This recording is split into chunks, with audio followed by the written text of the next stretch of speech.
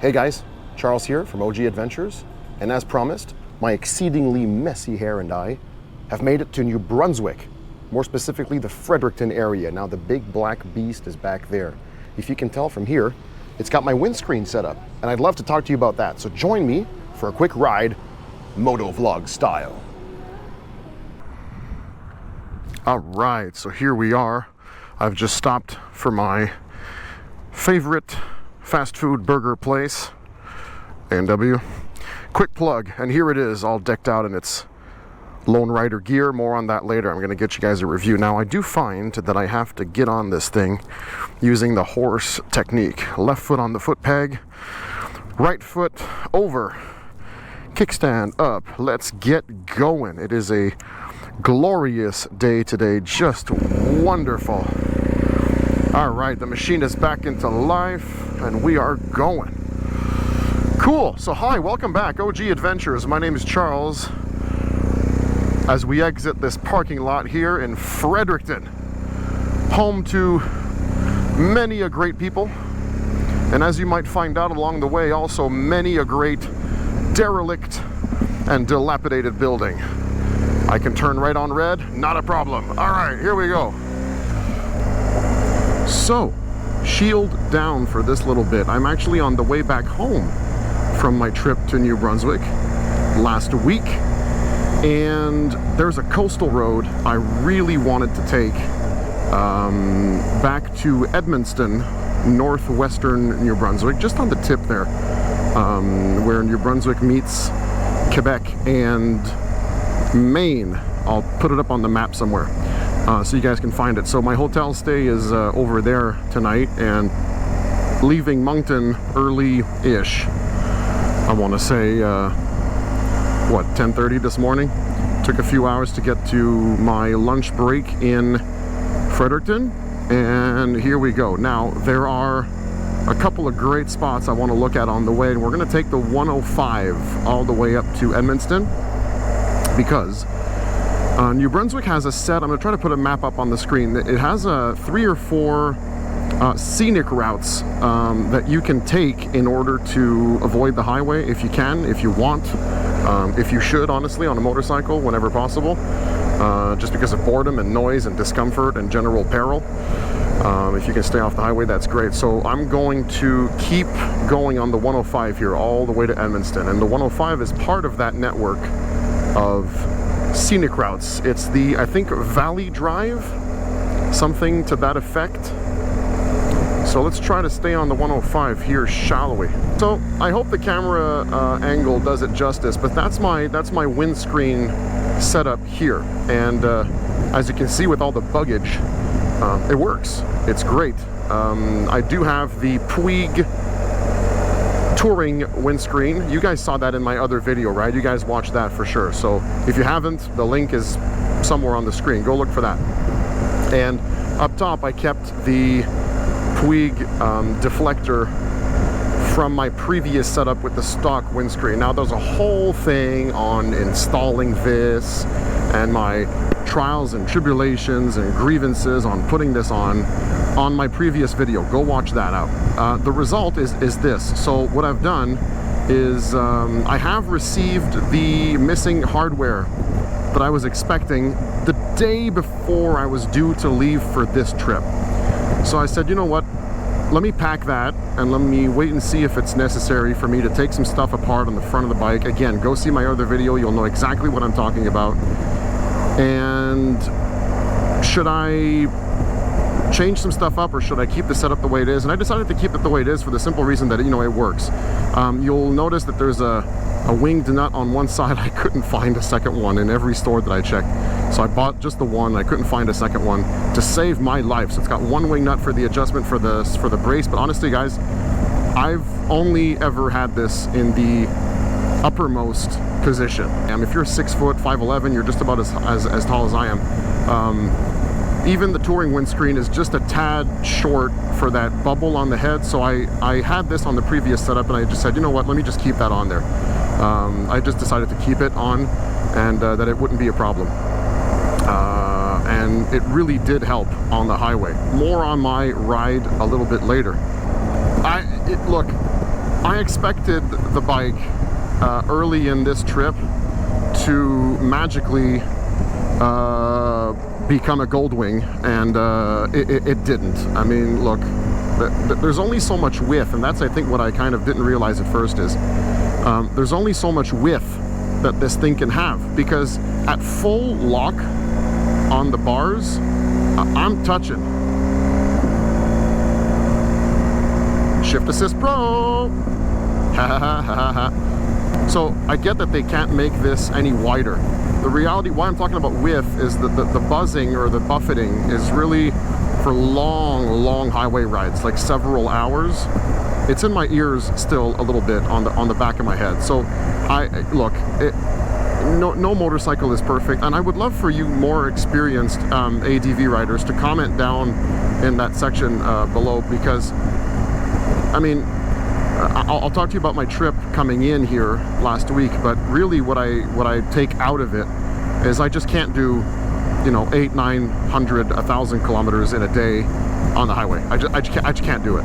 There's ways to adapt to your situation with regards to your backside, the seat, different, you know, garments that you can try to help with the chafing and the soreness and stuff like that, but there's nothing you can do about the elements, right? Like, none of that is under your control. So you can buy what I think, I looked at specs, this is the biggest windscreen I could find online that'll fit this bike, and it's very popular, people have bought this, and then I added on top, like, the deflector on top, and I'm like, well, it's as high as I can go. Like, the camera angle maybe brings you to this level, I guess, on the camera, but my eyes are just over the tip, the edge here, and to me it's very, very comfortable, and it's clear, you know, like if I duck down, I just look into it, it's not a big deal. It's full of bugs now, but in any case, I'm looking straight over it, so it's really not a problem.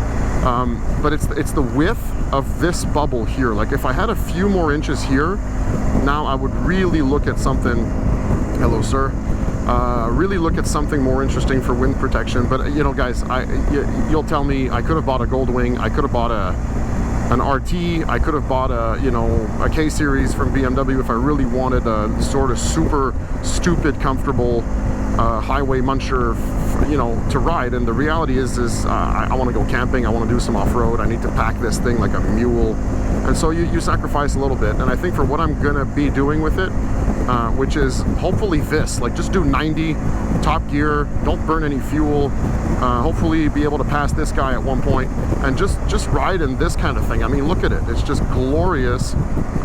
There's, you know, blue skies everywhere, there's a bit of a breeze off the river, and it's just fantastic. I mean, there's nothing much else to say about the windscreen. If you're shorter than I am, you might not need the deflector, and if you don't mind a bit of buffeting, you can do a bit of highway stint, or you can kind of hunch down into it, and it's perfectly fine. But I like these speeds. I just like to do 100 and kind of cruise along and get where I need to get, just maybe a little bit later than some other people maybe, but do so in relative comfort. So I'm going to pause it here. I might give you a little bit of music, and I will catch you guys a little bit later in this video.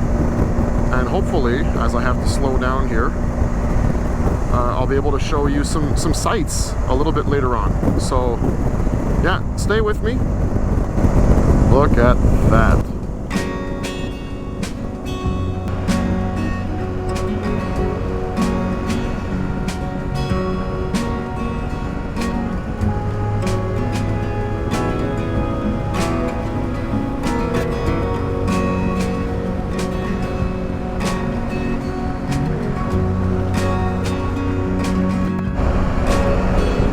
Just a little side note, folks, as I mean, look at this.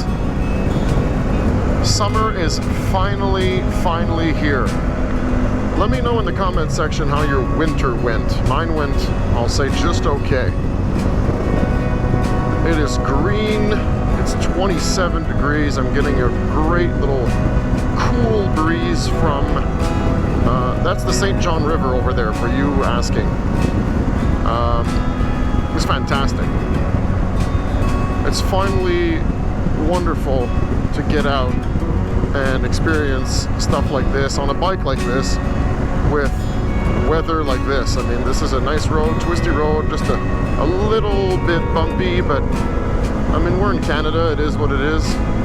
And I think right up here we're going to get a decent view of the river here coming right up.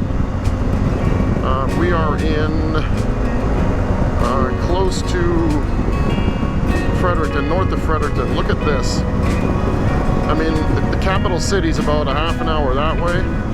And right out here we have all of this wonderful greenery and the majestic St. John River.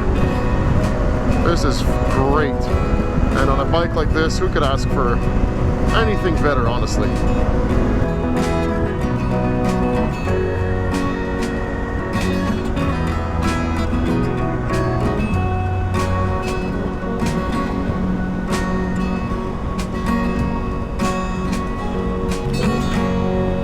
So we've made it to Woodstock. I've been standing up on the bike quite a bit. Just a lot of bikes here. What's this? This is some sort of... Oh, that's the pub. Nice. I wish I could stop, but I gotta get to the hotel for the evening. Back over the St. John River we go.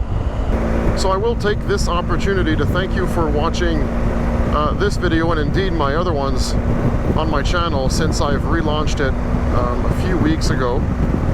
Check out my bike reviews. A lot of you did and liked the review of the Honda. That's my most watched video to date. And then obviously the Victory review got a few thousand views as well, and I'm going to do one on this, and I expect this to do really well. So again, thanks for watching. Maybe give me a like if you enjoy the video and the scenery, and maybe even consider subscribing to the channel. That would help me out a lot and give me that motivation to kind of keep going as I try to post more regularly.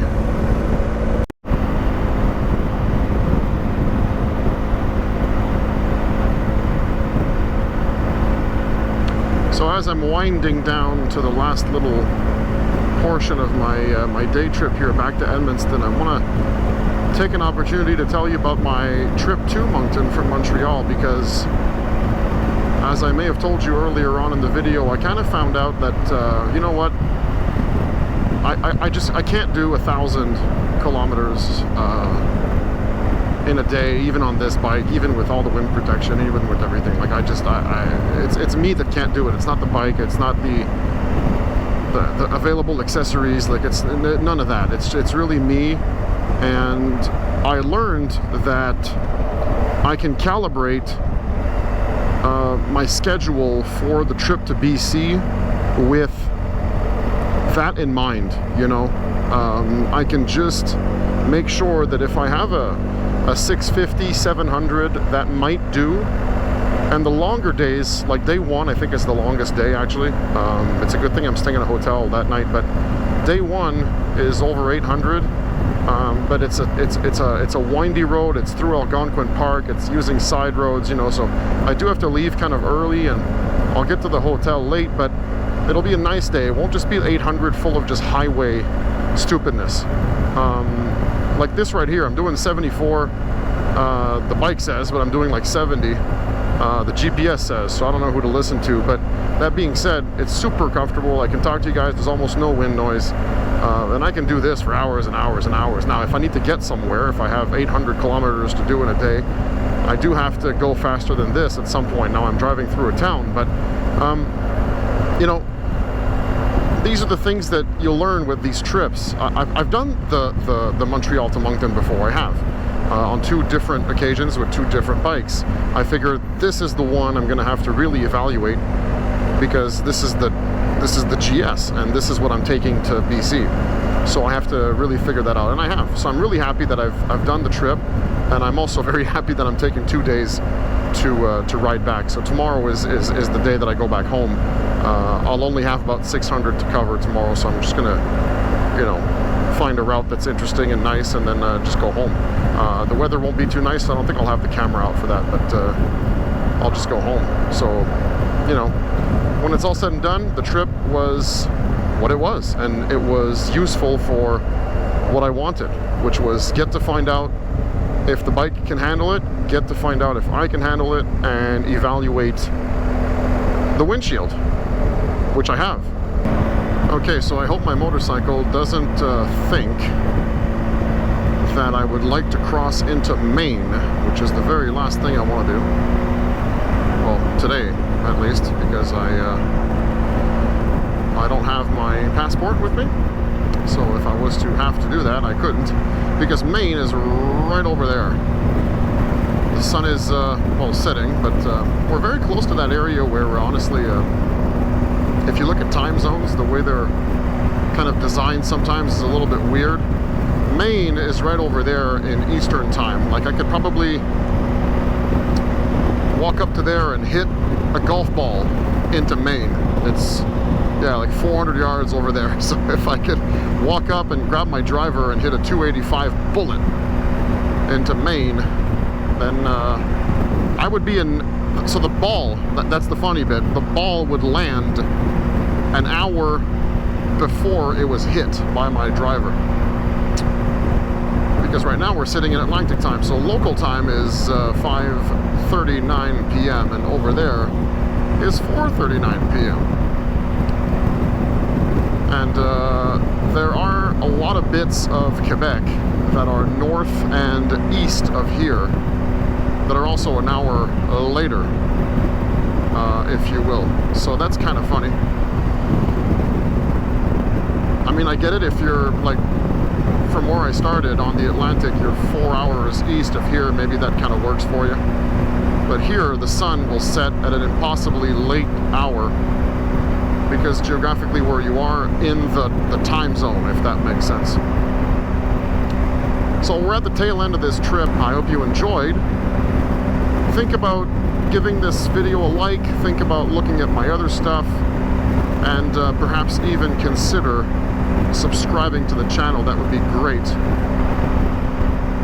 Really encourage me to keep these going and post more regularly. So it's been great. I've been Charles, and this has been OG Adventures, signing off. I'll catch you soon.